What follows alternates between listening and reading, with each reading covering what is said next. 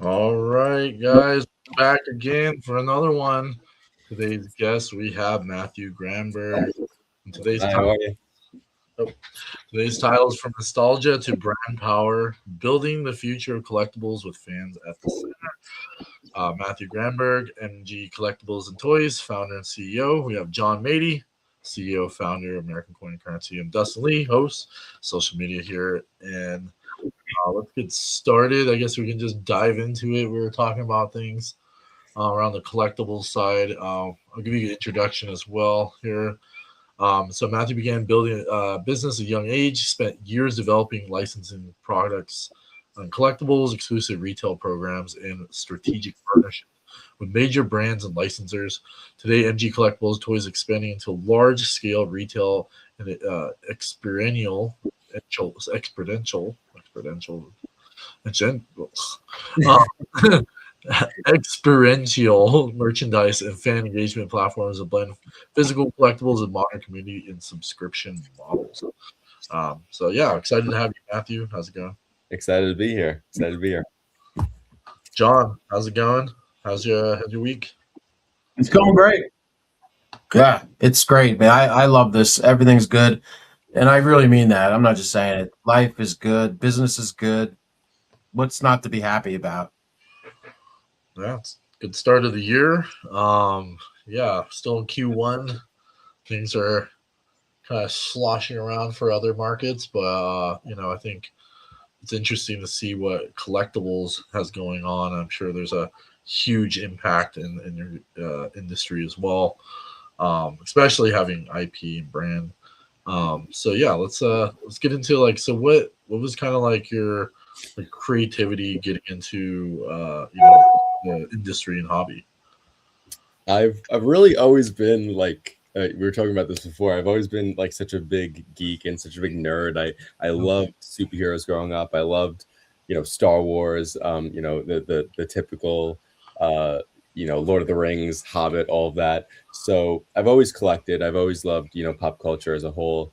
So I kind of fell in my lap, to be honest. I wish there was a more exciting way to say how I got into it, but I started my company as just a general toy reseller. I would have, I would resell existing product, but then I kind of woke up one day and I said, you know what? Let me create my own product and let me create my own designs and create my own legacy. And it's been a long road, but that's really kind of how it got started. Nice. Yeah, it's always interesting to hear the story behind people, getting into hobbies or any industry really. It's like, especially collectibles, of course. Just kind of like a knack as a child, kind of running into stuff. Yeah. Like we talked before, it's like something you see on TV or something you kind of fall into. So like, I guess what are kind of some things that like led you to that, like specific brands or specific was it nostalgia, like what was it for you? When I kind of had that moment where when I decided this is what I want to do, I always Warner Brothers, that's where my allegiances have always been. I've always grown up with Scooby-Doo and Looney Tunes and those Saturday morning cartoons, and I've always loved Batman and DC and all those. So I that was where I really wanted to go, and I found an email online. And everybody laughs because I basically tell everybody the same story when they ask how I started my company, just because it's on repeat at this point. But I basically harassed them for about 6 months until they got back to me and responded to my email. And I wanted Batman, Superman, all of that. And they said, you know what, we won't give you that, but we'll give you Looney Tunes and Scooby-Doo. And I mean, like I said, that was a dream come true for me because I grew up on those licenses. I was obsessed with them growing up. So, it kind of started there, really. Hey, Matt, when you get the license, is that for a particular area? Are you one person of many that has licenses and then you all compete? How does that work? Yeah, it's very, very you have to be very particular with most brands. I mean, some brands have a lot more availability than others, but if you're talking about a brand, just use an example, say like Star Wars, there are licensees all tenfold for that brand. So what you really have to do with a brand like that, of that caliber, is just develop such a unique product that they can't say no. Something new, unique, exciting, innovative, that is something really that nobody's really seen before. Because you don't want to pitch them what they get hundreds of pitches every day, so you don't want to pitch them something they're seeing already every day, but also something that they already do. So that's really the main goal there, to just stand out. Wow, I did not know. In my mind, I don't know this world, so I'm very excited about this topic and conversation. But in my mind, I didn't realize that you're actually going to them with products that you've created. You have either a 3D model, you have a mock-up of some kind, and then you pitch that. I thought that you were getting licensing to sell product that they were creating, and then you just Right. wow, that's incredible. It's really Okay. it's really unique in that way. Like it starts with the drawing, you start with a pitch, and you get interest from them that way. And I was joking with Dustin about this before we joined on here, but basically the only thing that they do is approve my designs and collect money. So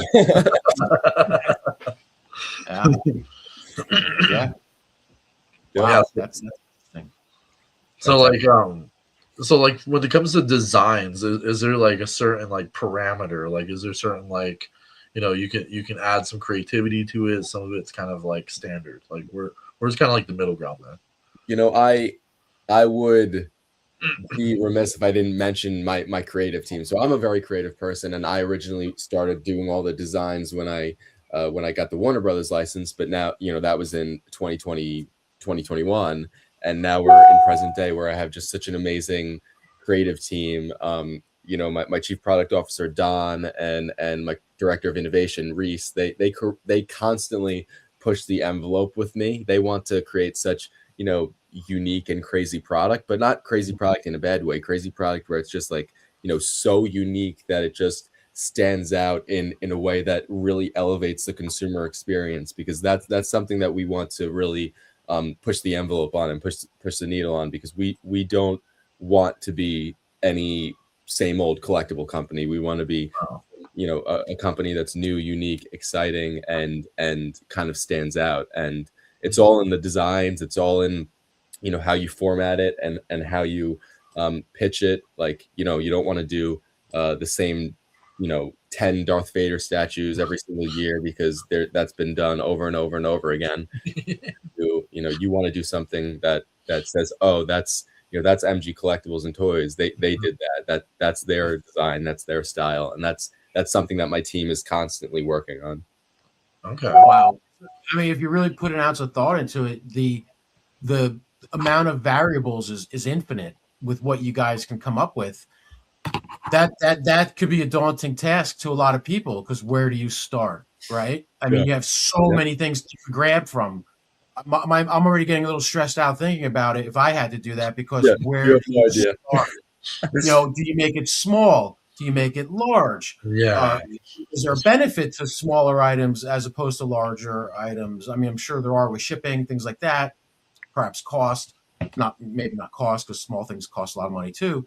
But can you go into that a little more on how that process works, the creative process from idea? I know you did just a second ago, but maybe expand a little further, because I'm really fascinated by this. I'm sure a lot of people watching and listening are as well. You really hit the nail on the head with that one, though, because I literally lie awake at night thinking of new things we could do. So it doesn't shut off, and I have dreams about it too. So there's no break in between, and it's always just like with my team and I honestly, I'm sure they have, because they've been designing product for decades and are much more experienced than me. But I'm sure they could probably answer this a little bit better. But in my experience, like sometimes it just comes to you. Like you're going for a walk around the block, or you're walking your dog, or you're like I said, lying awake at night, just churning in your head. And sometimes a new idea comes to you, and you're like, wow,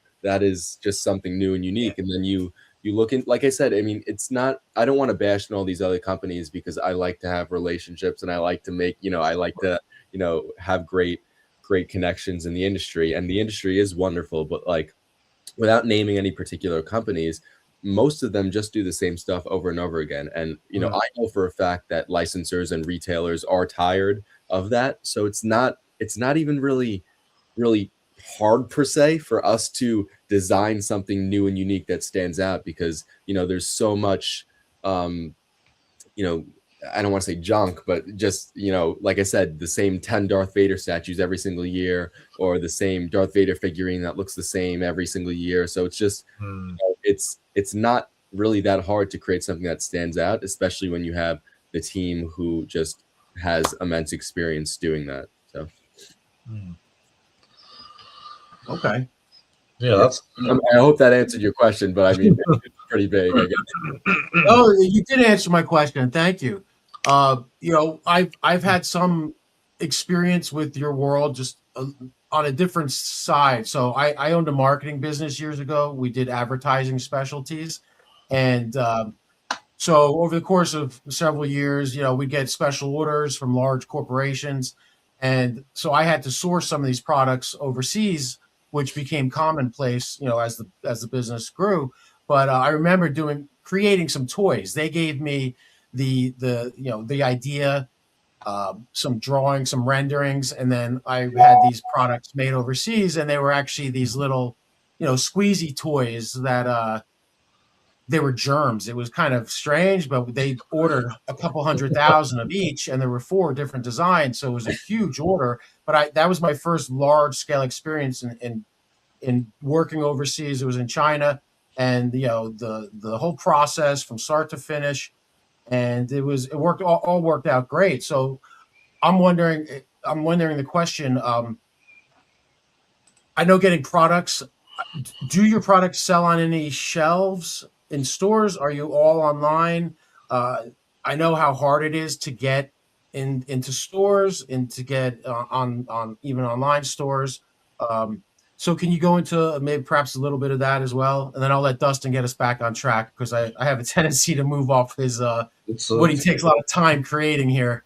That's a great question. I mean, we don't have any product on the shelf right now, but we do have a lot of retail negotiations and retail conversations we're having. We have great relationships in retail because, you know, my executive team has about 200 years of collective industry experience in the, you know, just in licensing as a whole. So we know the right buyers at these brands. We know the right points of contacts at these licenses, et cetera. So we're just really heavily in growth mode right now, expanding a lot into various other avenues, not only retail and licensing, but something as well that we engaged with the Yankees with in 2024. We did a partnership with the New York Yankees where we designed, manufactured, and sold them 20,000 units of a figurine that they gave away before one of their home games. They do, like, you know, promo nights and giveaways. And that was a fantastic day. And we're engaging in a lot of stuff of that sort right now as well. You know, with not only sports teams and leagues, but just, you know, concert venues, you know, concert tours, artists.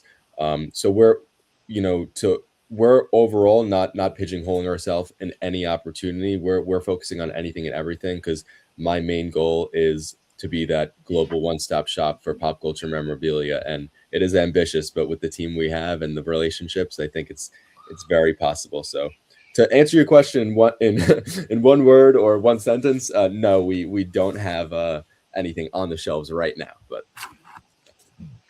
are you guys members of the ASI, the Advertising Specialty Institute? No. Do yourself a favor, Matt, and look at that.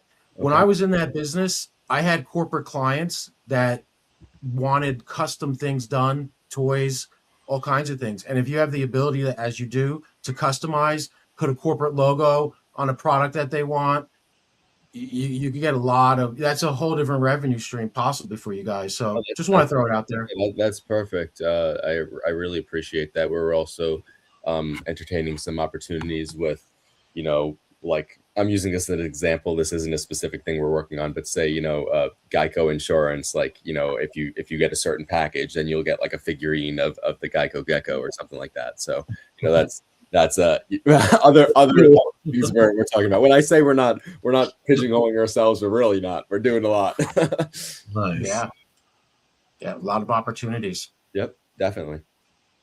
So yeah, I wanted to get into some of the like experimental, kind of aspects of things. Well, I guess we kind of jumped in there a little bit, but I guess like scarcity. So how's that work with like ability to produce the products? Like you mentioned, like there is some competition across the board, like not creating the same products. Like, is there like a set limit do you have to do for production, or do they give you some, some scrutiny on that? Like, you have to produce so many, or like, what does that look like? Ultimately, all of that really does come down to our decision. It just kind of depends on the product that we're doing. Like if it's a high quality statuette or like a diorama or something like that, you generally would be like a like limited edition, maybe like 500, or sometimes a lot of these other larger companies they do like they go up to like 3,000, and that again is kind of the problem here, is that some of the stuff is overproduced. They don't really take certain things into account, like so for example, I'm not going to name the company, but some of my employees will know what I'm talking about when I mention this. Like there's a company that they have multiple product lines, and they'll manufacture pretty much the same amount for Star Wars as they would be doing for like the movie Dodgeball or something like that. Like, so that's the problem there. Like they're just like, oh, it's our brand, it's going to sell regardless, and they don't really take that into account, which is why they're just sitting on shelves all around the world and not moving. So, so that is something that is ran into there. But we're trying to kind of focus on mitigating that. And even when you're talking about like what we did with the Yankees, that was 20,000 units, but still it was localized to one event, so it still has that really high quality collectible feel where somebody's like, oh my god, you had to be there to get it. Even if everybody in the stadium got it, it was still a limited edition thing. And of course, there are certain product lines that get more mass produced than others, but it just really does depend on the license, the brand, and the certain product or type that you engage with, and the price point and stuff of that sort. So it's really it's really a wide range of things, but we're, like I said, looking to mitigate that to not run into the same issues that other existing companies in the industry are running into.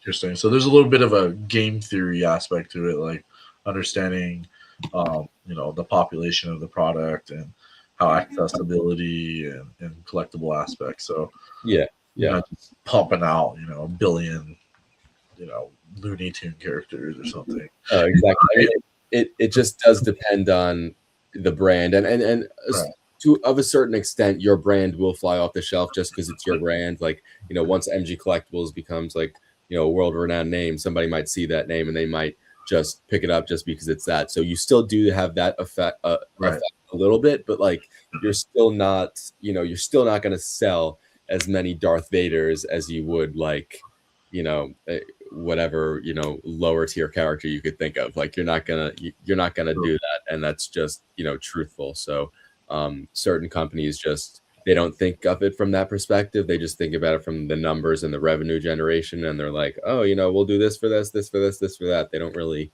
think about it as a whole encompassing view. That's true. So let's touch into like the licensing. So who do you work with, and like, I guess where are some of the hurdles you ran into getting connected with them? So right now, we're engaging with a lot of licenses and negotiating quite a lot. But we don't, like I said, last year we were in kind of like growth mode, and we were developing a lot. So, and raising a lot of capital. So we did that. So that was the main focus of last year. So we don't have any, licenses available right now, but we're like I said, hyper growth mode. We have a lot on the shelf of our mines that we're negotiating and getting done.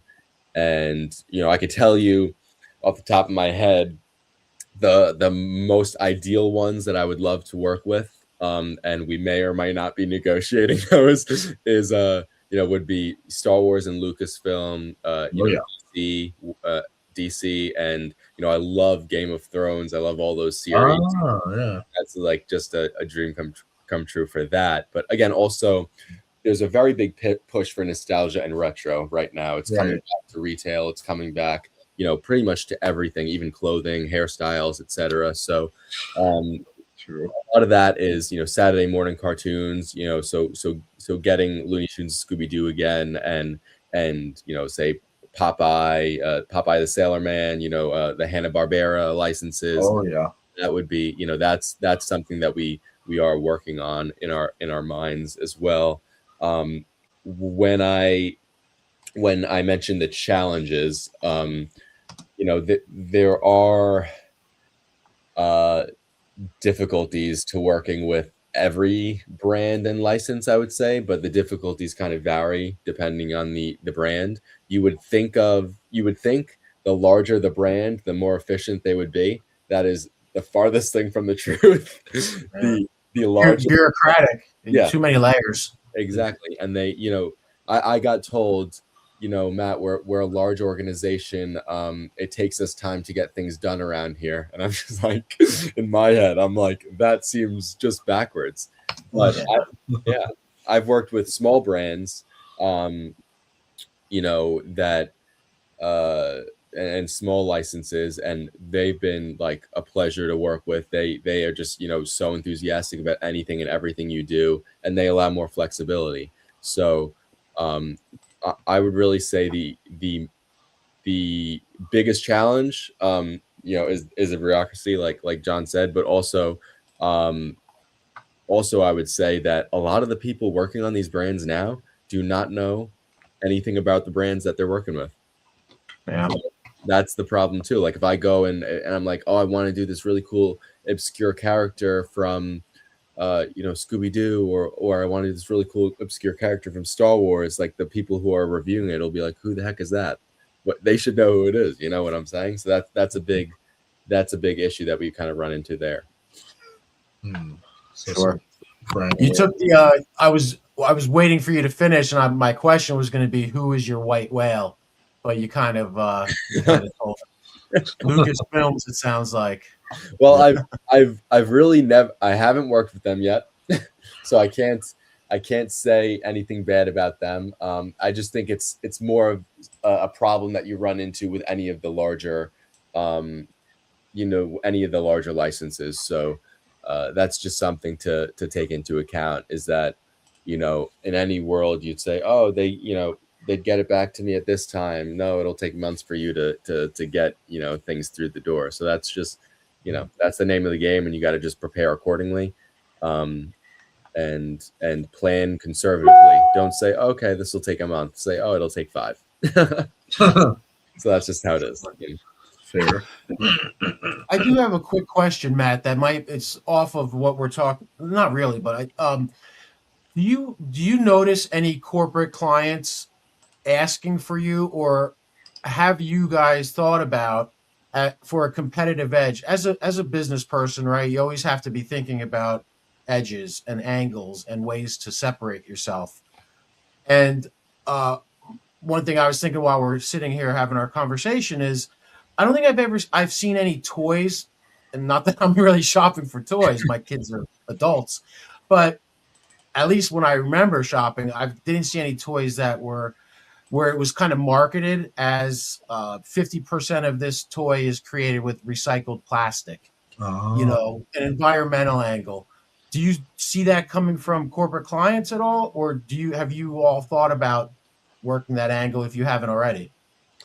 I haven't really seen it come from the corporate angle, only because the corporate angle is always just looking how to do things for the most efficient pricing. So that, of course, adds to that. So that's not really something that, unfortunately, they generally would care about. But in terms of recycled plastics and other materials, one thing that we're really focusing on right now is just experimenting with cool new techniques and new materials, whether it's, you know, different types of metals, different types of fabrics, different types of plastics, recycled plastics, cardboards, etc. So that's all something that, you know, we're in developmental phases in our heads and on paper with.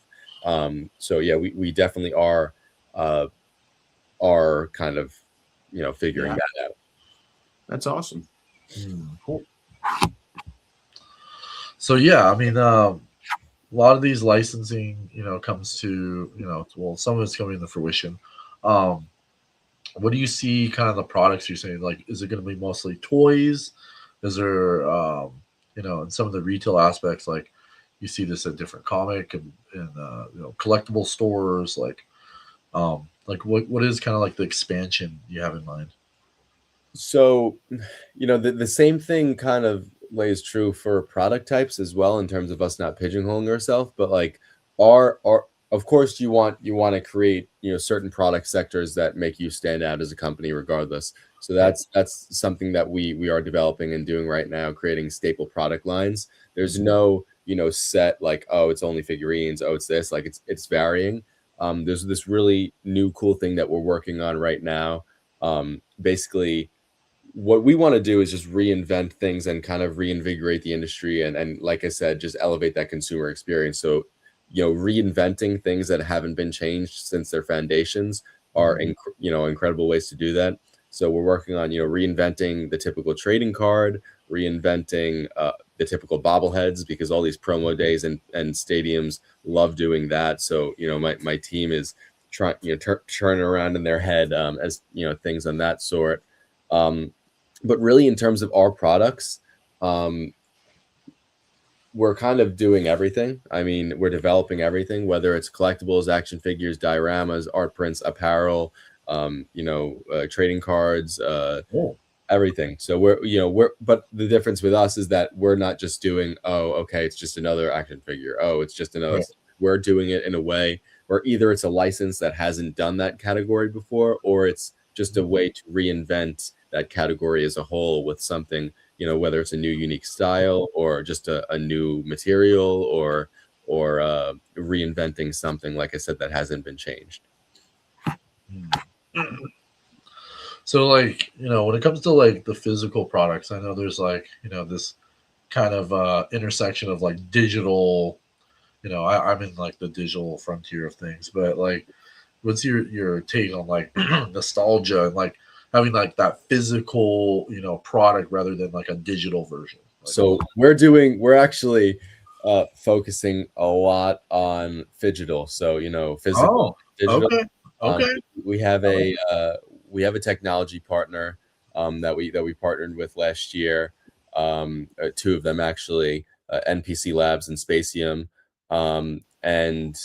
And basically one of the main things that we're doing is not all products, because of course it will kind of get a little annoying when we're talking about retail, but for a large portion of our products, we're incorporating basically NFC chips into our products, so you could scan it and then you not only have proof of authentication, so that would cut down on counterfeit product on third-party sales. So like if somebody's selling it on eBay, they could transfer ownership and you would be able to know that the product that you're getting is the legitimate product. So that's the main goal there. But then additionally, on the verification side, you know, when it's verified, it gets digitally collected into an app, and then we would provide additional digital assets that they would be able to collect and just, you know, create that longevity with the consumer on the digital side as well. But then with the chips and additional technology components, we're developing a lot of AR and VR experiences as well. So if you know have an action figure that's just displayed on your shelf, you can hold up your phone and then, you know, you look at your phone screen and the action figure will come to life and like do a pose on your phone screen. So there's a lot we're doing with technology, but I am a firm believer in at least having that physical product to hold it to reality. That was a big problem with NFTs. I mean, they were hot for a while, but then people were like, what the heck am I collecting? It doesn't even have any physicality. So that's kind of why it's good. You have a physical product that, you know, it's okay, it's legitimate, but then The Yeah. digital is just an additional value add for the product. Dustin and I we're with you, and we Oh yeah, yeah. know So, all about this world. yeah. Actually, I purchased the first digital opal on television, Discovery Channel. So yeah, it's been a road for myself and John as well. Yeah, we were experimenting with the NFC chips in coins. Yeah. So when you get the coin, you could just boom, and you could have your we've been working on that for a while and just testing different things, and it's a brave new world with technology, and why not use it to enhance the product that you already have? Exactly. That just makes good business sense. Yeah, and I feel like it's a good way for negating that whole process where you're trying to determine if what you're getting is real or not. Like, because with what we're doing too, you could see like the chain of ownership. So say you had a celebrity that held a product, and that that is really what gives it its value. It's like, oh, this is a microphone that John Bon Jovi used on stage or something like that. Then you have the chip, and you could see that, okay, it was actually owned by him or his production company or whatever. And that is something that's very valuable as well, because it cuts down on that that whole fraud aspect that you would get with selling things third party. So that's what we're really excited about mainly.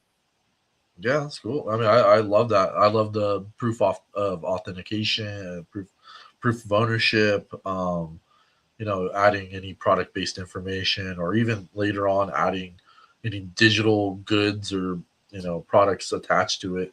I've always been like a very good proponent for that. Another thing is that I was working on was location-specific incentivization.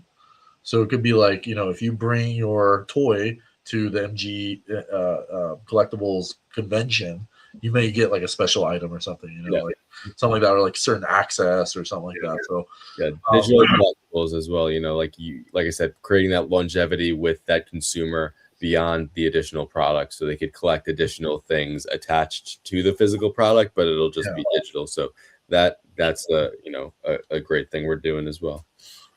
Yeah, I love it. Yeah, that's down the rabbit hole I've been for the last 5 years or 6 years almost. 5-6 years. But yeah, let's get into so the physical aspect.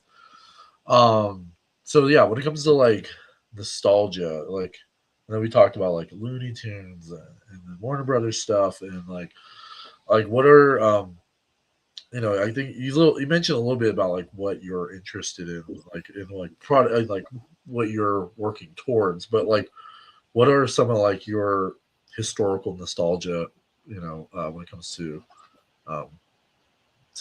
collectibles? Am I dead? Did I die? Yeah. My computer froze. Anyways, I heard you, so that's good. I think really it does have to do with just that whole Saturday morning cartoon feel, waking up on Saturday morning and watching those cartoons, and that is really what sparked my love for pop culture, and just Looney Tunes and Scooby-Doo and just the Jetsons or Flintstones or the Pink Panther. Like all that stuff is just that was what I would grow up watching on like Cartoon Network and Boomerang on Saturday mornings. So and then it eventually evolved to Star Wars: The Clone Wars that was on Cartoon Network on Saturday mornings, and then that kind of additionally sparked my love for Star Wars. So all of that, it's not actually, I wasn't actually collecting at that point, but it kind of sparked my wanting to collect, because when I was watching the Saturday morning cartoons when I was like 8, I wanted I want you to get me Scooby-Doo stuff for Christmas, and my parents couldn't find anything, so they would have to buy it, third party on eBay, and that would be kind of how I originally got that stuff. And then Star Wars: The Clone Wars, I remember my aunt taking me to to a toy store for Christmas, me and my sister, and she gave us both $100, and she said, you know, buy whatever you want. My sister was smart with it because she was always smart. She bought one thing and then said, I'm going to save the rest of the money. And then I was like, I got $100. I'm going to buy $100 worth of Star Wars action figures. Yeah. So that's what I did. And I kind of, you know, that's how pop culture has just kind of influenced my, you know, collecting, I guess. And kind of how I got to this point of just being in love with the industry, you know. So do you collect rare Star Wars figurines? I know I've heard Smurfs lately. So someone was telling me about old Smurfs. Oh yeah, you were Dustin. Yeah. Anything like I definitely don't right now, but I have like tons of stuff in an eBay cart right now that I'm just waiting to pull the trigger on. So it's not because I don't want to, it's just because I've been like so focused on my business, and I don't really have anywhere to put all the stuff that I want to buy anyway. But the good news is I'm planning on moving to a bigger office soon, so I'll be able to put more collectible stuff there. So that's probably when I'll pull the trigger. I all of it's like, you know, some of it is not like super old. Maybe it's like a few years old, you know, that are kind of cool. And I also collect, you know, current day stuff as well. So it's just collecting the brands themselves that is what excites me. It doesn't necessarily have to have that, you know, high value to it, I guess. It's more so just, you know, the brand and the love I have for that. Okay. Yeah. So I mean, there's like when it comes to like fandom, do you see, you know, what do you see like the industry itself, like, you know, is there like a huge like you know, you said there was a more like the interest is coming back, like nostalgia and like retro, like is there specific categories that you see more so than others?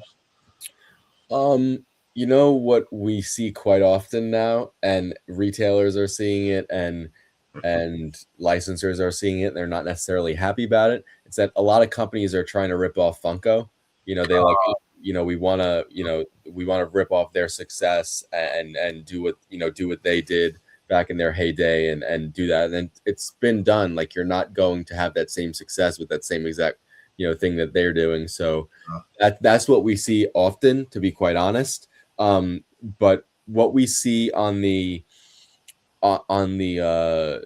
you know, the company side that has been like a little bit of a problem is that a lot of these companies, the people who are running them and making the decisions aren't really fans of the products and the licenses that they use. Like our slogan is for the fans by the fans, because every single one of us is a geek and nerd in my company. Like nobody doesn't, like, we all love what we're doing. We all love the licenses. We all have, you know, great passion about the products that we're creating. So that's what I feel like has generally been missing, you know, on the company side. And like I said, everybody just sees Funko as like a recipe for success when it's not necessarily that point, because you can't just copy and paste something. Yeah. And you guys will be successful with that passion.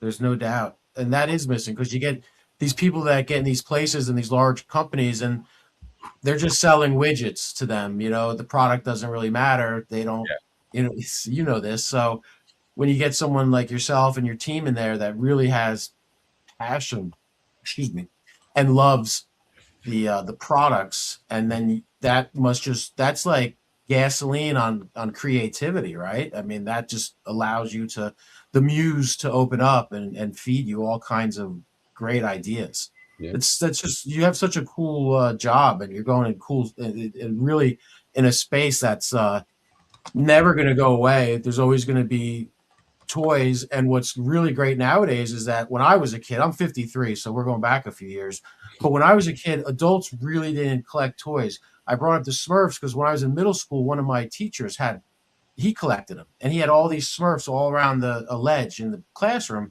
And back then I thought that was odd, because a grown man was collecting these little, you know, figurines. But fast forward to today, and everyone collects. It's not just a kid thing, it's adults collect, especially they want to collect things from their childhood, going into the whole nostalgia angle of it. And there's no slowdown with that. So How large? I don't know the answer to this, but how large is the space that you're in terms of annual revenues across the board? About 400 billion. Whoa. And Jeez. 2032, I think the numbers are going to be like 650. So Wow. those are projections, of course, but like that's the huge market share that this industry has. And like you said, it's never slowing down. I mean, even through 2008, through COVID, through even hard economic times, it really doesn't slow down, because even if you're having a hard time and just getting an action figure that you could give your kid, well, you're figuring out over here how to struggle to pay bills, they're over there not even realizing anything is going wrong because they're playing with their action figure. So that's just the joy of this industry, and why it doesn't really slow down and doesn't really dip that much, because there's always a need for it, Yeah. Oh yeah. So leading up to the holidays must be the crazy. This coming year was probably going to be very crazy for you, you and your team. Really getting out there and making a splash. I love it.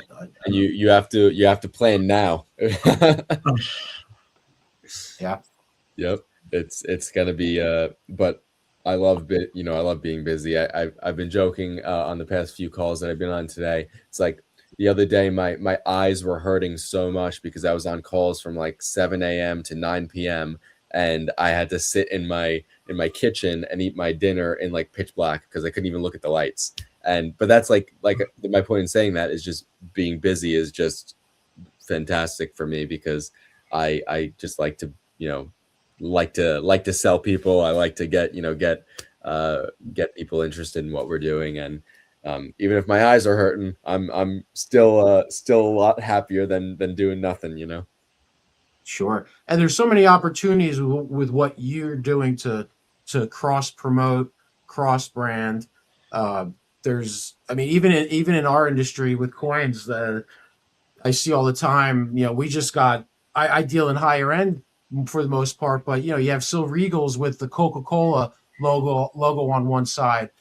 They've been coming out with different DC Comics superheroes on the coins, from inexpensive like a Silver Eagle all the way up to the ones we just got in, which are the 1 half-ounce gold Superman coins, which are so cool. There's no color or anything to them, it's because they're gold, but the engraving, the design of the Superman, and those are really popular. So that they're going to continue doing that, and it's just we don't have licensing or anything for that. The Mint, U.S. Mint, has that licensing, and then us as dealers get access to those products. Then we get them graded, then we sell them to the public. But people love it. People love there's that connection, that deep connection with something that you grew up with. And then exactly, that's exactly. You get older, you can afford these things, and you want them because that's what it is, though. Like even my dad says the same thing. Like when he was growing up, it's just it wasn't like people like collecting. It was looked at as like kind of like a weird thing if you're like had like action figures or stuff and you were an adult. But now it's like, honestly, I think more adults are doing it than kids. Or like, oh, I'm like, when I have kids, I'm gonna be going to the toy store with them, and I'm going because I want to go, and them going is just a plus.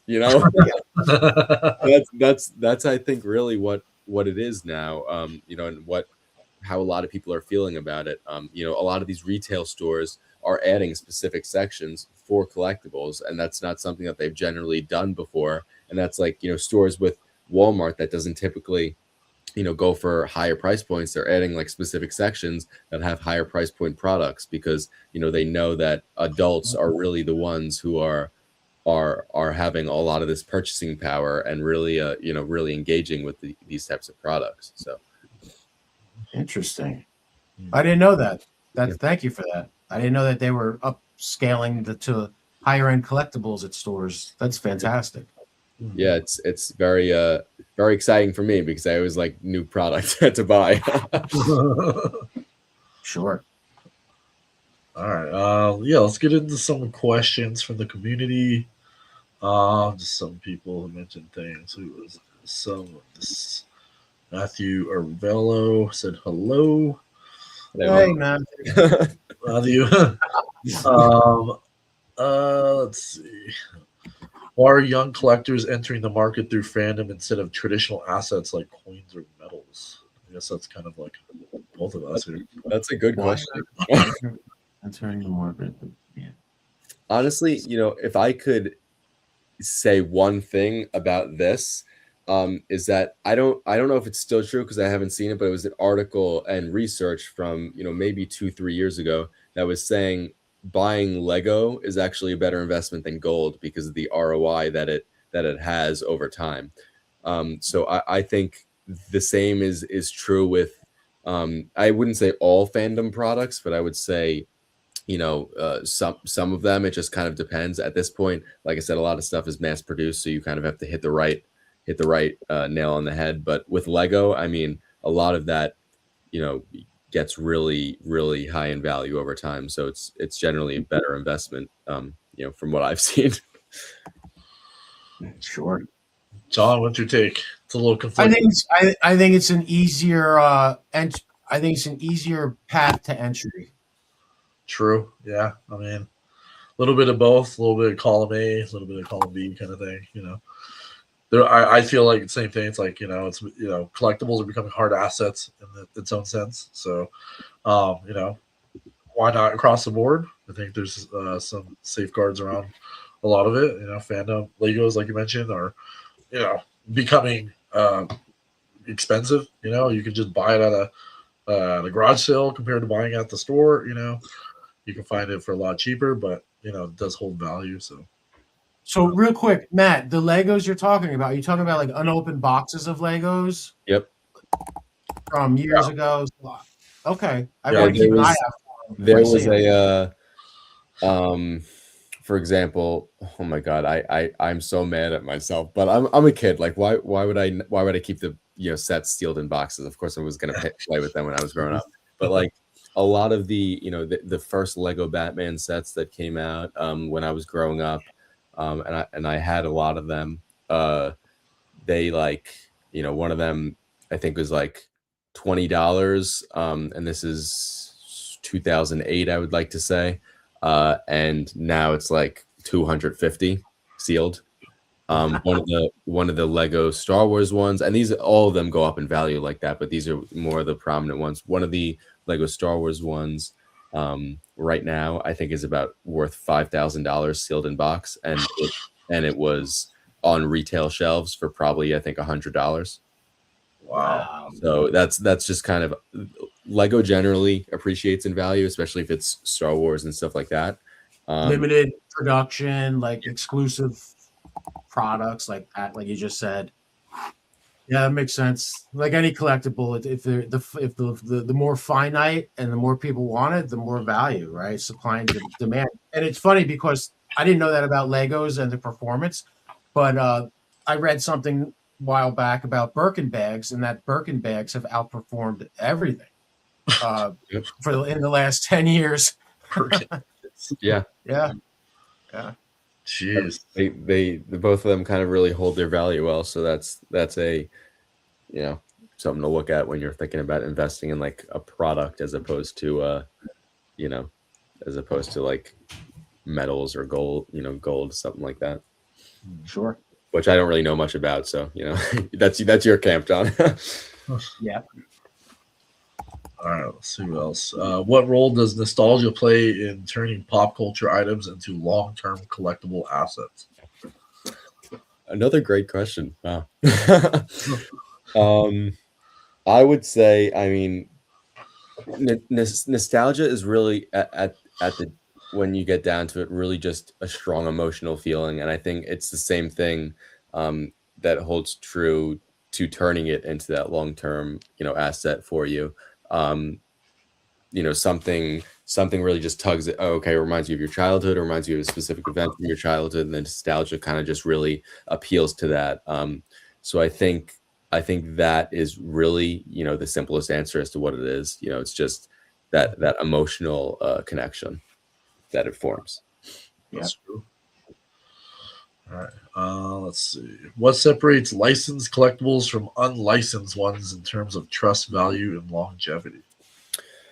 I mean, because it's fairly simple, I guess. I would say that, just because the licensed ones are officially approved by the brands and properties that you're engaging with. So if I was at an event selling unlicensed product, I guess it wouldn't, from my perspective, being in this industry, and I feel like most people generally feel that way as well, that it would kind of, you may not necessarily trust them and that company as a whole, because they're in of themselves doing something immoral because they're not, going through the proper channels. But I'll say that at a lower scale, it's perfectly fine. These brands don't come after you if you do it for a certain scale. So say if I'm doing a custom statue that I print and mold myself, and I'm, selling them on Etsy, doing a couple hundred of them, or even just 100, whatever, even lower than that, it's generally completely fine. But we're talking about like large scale here. Like if you're doing like a large scale product, one, you'll get a cease and desist immediately, and you'll wonder how they found you. But two, it's just in of itself just not, you don't want that headache. You don't want it. No. Yeah. No counterfeiting. So that's where it gets to that point. But yeah, from hobby to counterfeiting. So, definitely see the difference. We got a little slight here. Thought you guys are focused on numismatics. So you're expanding the collectibles. So yeah, we're talking about bringing on other people in different industries. Matt here in the collectibles, we've had people the RWA, like real world assets. We've had people talk about other collectibles that'll be joining us too. So, and numismatics. So we wanted to, excuse me, to expand that and not, pigeonhole ourselves per se, as we mentioned earlier, into one focus. So it's good to expand our horizons, but our bread and butter is numismatics, but it's good to hear others in their knack and same as different industries. So yeah, we're gonna do 2 shows a month that are just numismatics. One or two. Like Dustin said, there's no downside in bringing others into the fold and networking and listening to what other people are doing, how they're building their empires and expanding their horizons. It's all good. Yeah, it's good to see what others are doing. We're all kind of like Matthew said earlier about like kind of leading to the same path. We're all kind of like it come from different places, but like it's a very similar story. So but yeah, that's kind of the case here.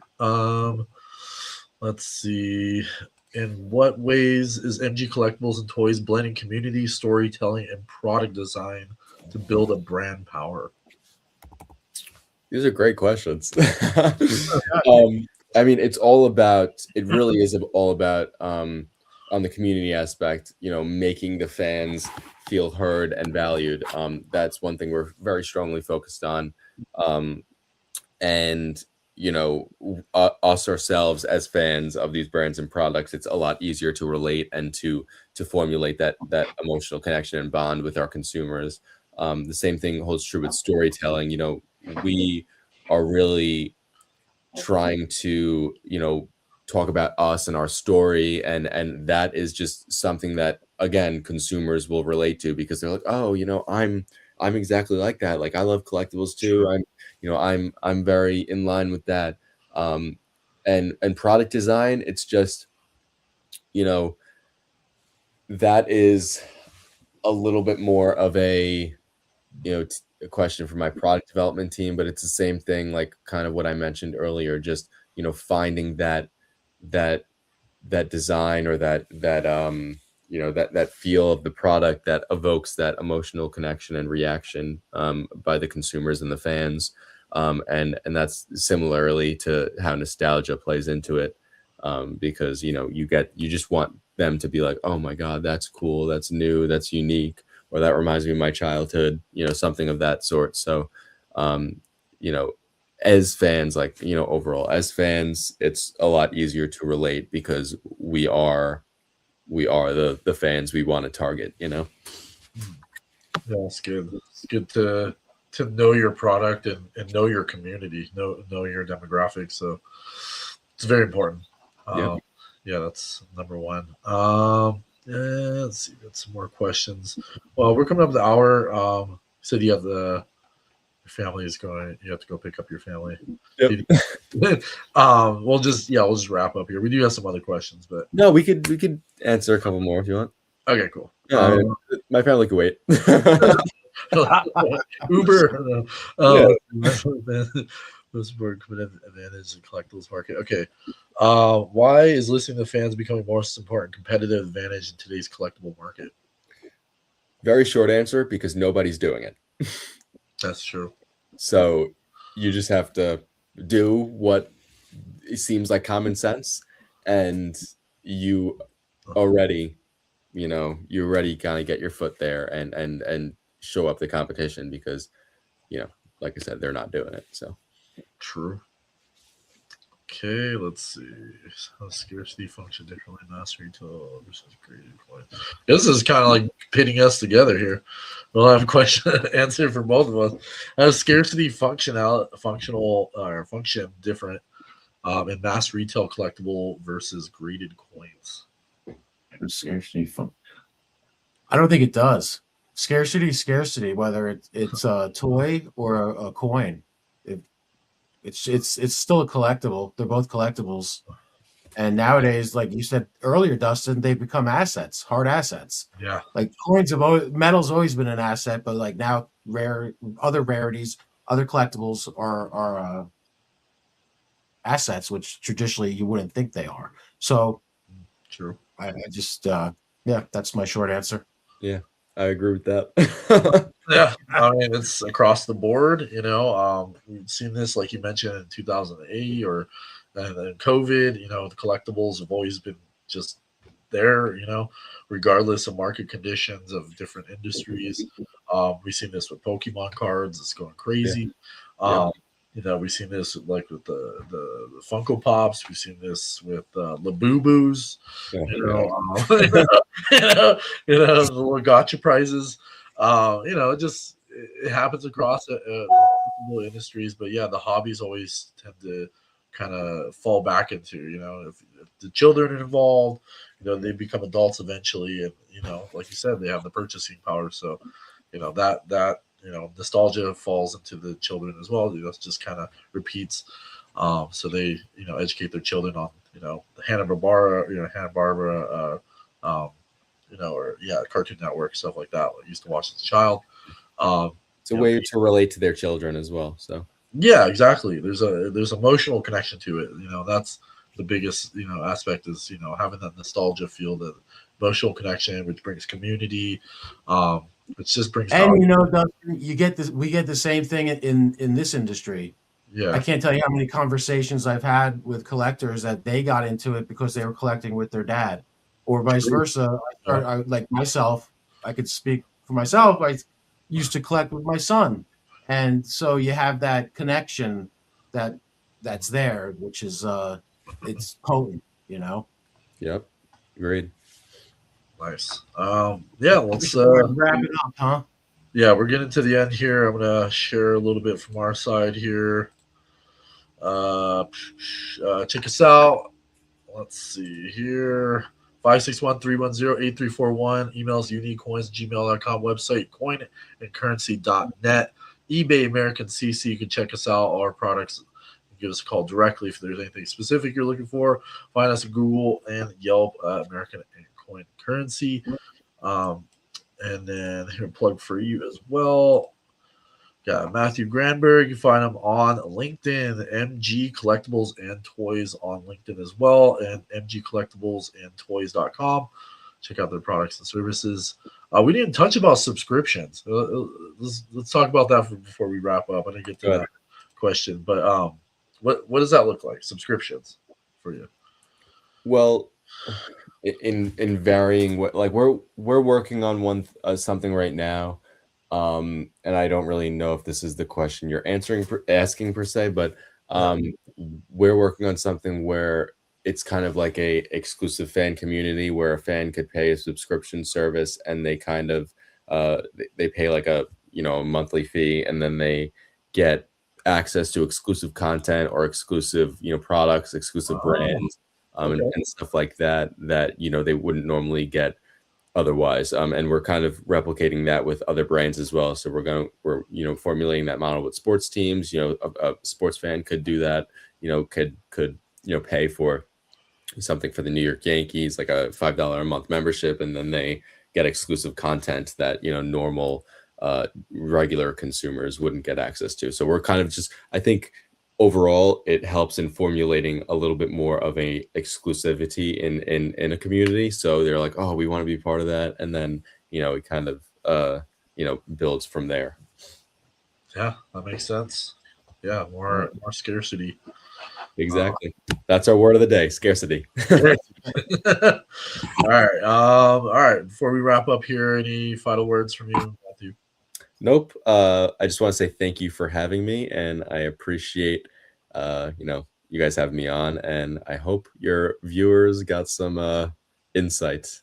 I hope I provided some valuable insight. For sure. You did. Yeah, it's great to have you. Thanks for being here. Yeah, we'd love to have you on for a panel, and definitely let me know, and I'll make myself available. I always enjoy stuff like this, like I said. So nice. John, final words. What's going on? Anything? Yeah, final words. Just thank you, Matt, for coming today. I know I learned things I didn't know, and so I appreciate that very much. And as far as the markets are going, metals are looking they're down a little bit today, but we're building a new base, a floor, and I think we're going to propel, and we're going to see $100. I would say I'm going to put it out 3 weeks, Dustin. 3 weeks. Yeah, last time I was right on the money. I'm going 3 weeks. Yeah, you did really well on that call.